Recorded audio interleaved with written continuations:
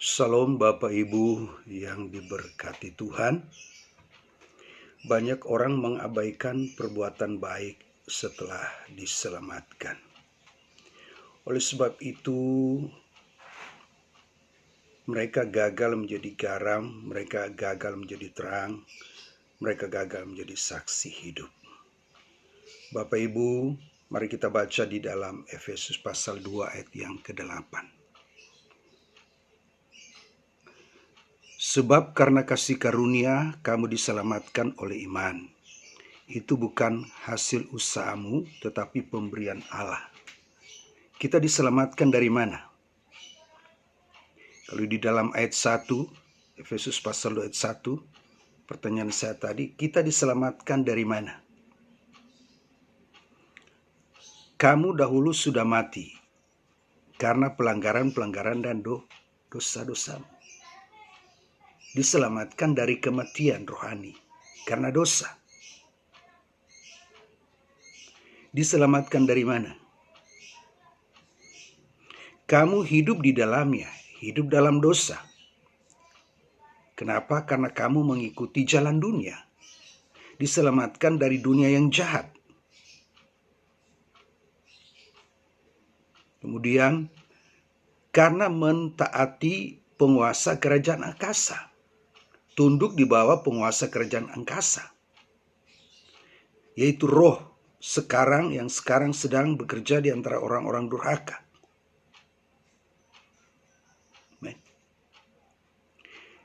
Jadi kita diselamatkan dari mana? Dari dosa. Karena kita hidup di dalam dosa. Kita diselamatkan dari mana? Dari dunia yang jahat. Kita diselamatkan dari mana? Dari penguasa kerajaan angkasa, karena kita tunduk. Dari sini saya akan ajak Bapak Ibu berpikir. Bisakah kita berbuat baik kalau kita masih hidup dalam dosa? Bisakah kita berbuat baik kalau kita masih mengikuti jalan dunia, pola pikir dunia? Bisakah kita berbuat baik kalau kita masih hidup di bawah penguasa kerajaan angkasa?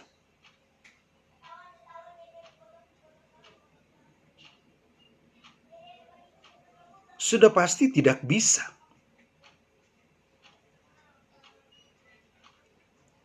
Karena bagi kita tidak hanya cukup baik, benar dan sempurna. Sudah pasti tidak bisa.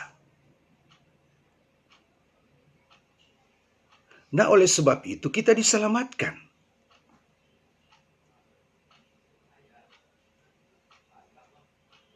Nah, ayat 4.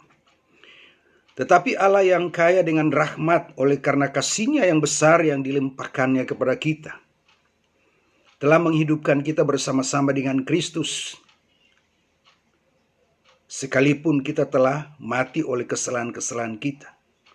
Oleh karena kasih karunia kamu diselamatkan. Menghidupkan kita bersama-sama dengan Kristus. Kristus yang bangkit dari antara kematian. Kristus yang mengalahkan kuasa maut, Kristus yang mengalahkan kuasa kematian. Kita dihidupkan bersama-sama dengan Kristus yang bangkit. Oleh kasih karunia kamu diselamatkan.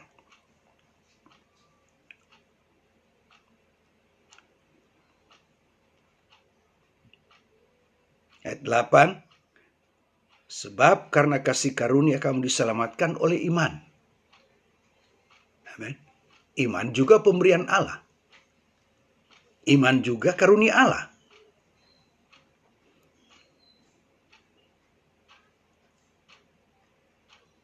Bukan menerima kasih karunia dengan tangan yang terbalik, tetapi menerima kasih karunia dengan tangan yang terbuka.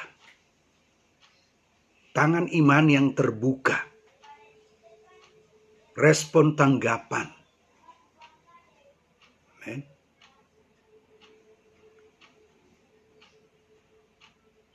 Kita diselamatkan bukan karena perbuatan baik kita, tetapi oleh iman. Diselamatkan dari mana? Dari apa yang saya sudah katakan, dari dosa, dari jalan dunia, dari penguasa kegelapan. Diselamatkan supaya apa? Berbuat baik. Ini pemahaman keselamatan yang benar seperti ini. Kalau yang lain, begitu diselamatkan, begitu menerima kasih karunia, selesai sudah perjalanan iman dia. Sehingga yang terjadi, gagal menjadi saksi. Mengaku sudah diselamatkan, tetapi perbuatannya belum menunjukkan bahwa dia sebagai orang yang sudah diselamatkan. Mengaku sudah diselamatkan, tetapi perkataannya belum menunjukkan bahwa mulutnya itu sudah diselamatkan. Mengaku sudah diselamatkan, tapi pola pikirnya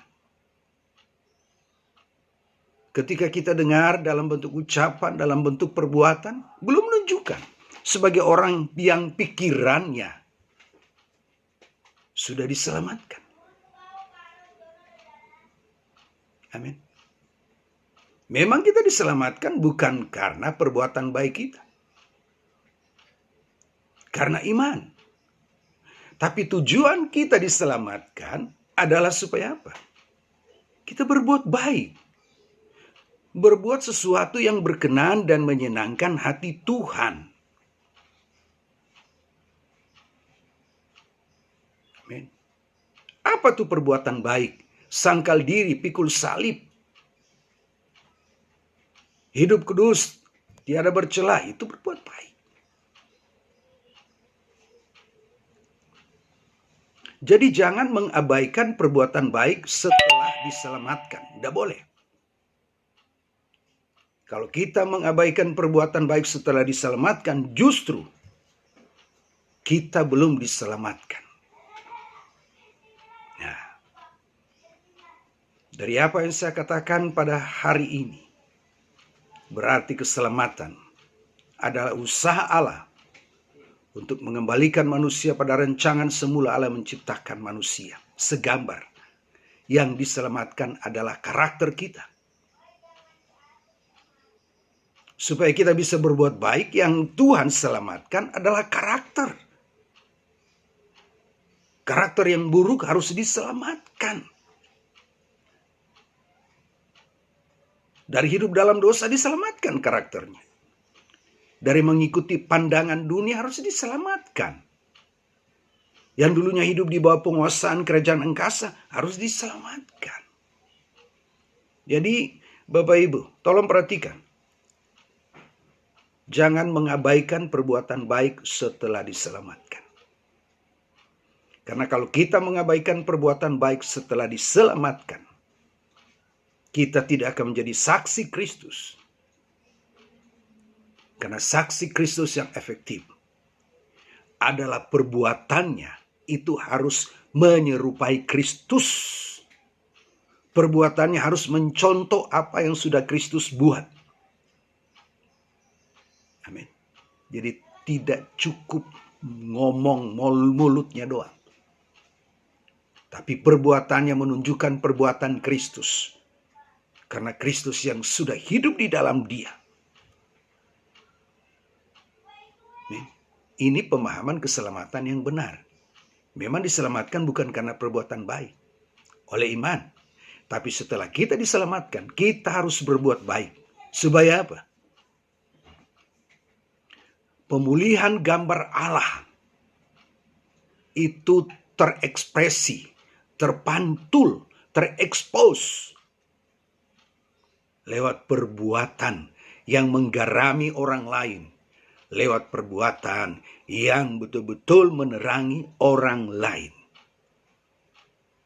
Jadi kalau hari ini ada yang mengaku sudah menerima kasih karunia, sudah diselamatkan oleh kasih karunia, tetapi kalau tidak ada keinginan, kerinduan, berjuang melawan pengaruh dosa, dia belum diselamatkan. Karena orang yang berjuang melawan pengaruh dosa, dia sedang berusaha berbuat baik di hadapan Tuhan. Sehingga apa? dia menjadi saksi Kristus yang efektif. Amin. Haleluya. Tuhan berkati.